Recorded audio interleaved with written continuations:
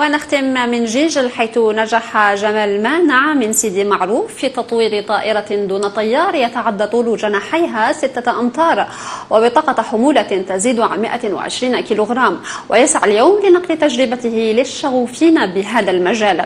تقرير لصالح تموم. جمال شاب استهوته الطائرات منذ صغره، فراح يفكر في كيفية صناعتها، وبعد سنوات من الجد تمكن من تحقيق ذلك الحلم من خلال صناعة وتطوير طائرة من حجمها الصغير إلى حجم أكبر بطول 6 أمتار. بدينا بطائرة ب2.5 والحين وصلنا بالنجاح.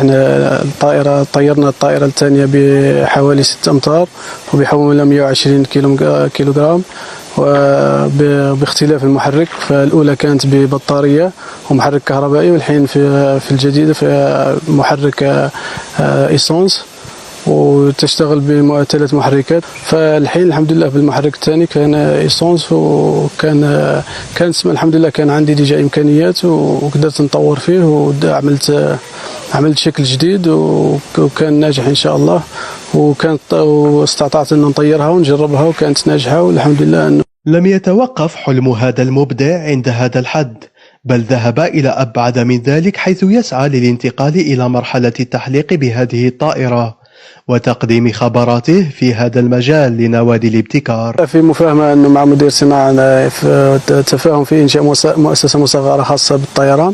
في البداية إنشاء طائرات صغيرة، وبعد إن شاء الله في تطور الطائرات الكبيرة مخصصة للحرائق، والحمد لله هذا المشروع كان ناجح. وإذا أمكن نطوروها ونروحوا لإنشاء نوادي ولما لا إنشاء نادي للطيران خاص في جيجل.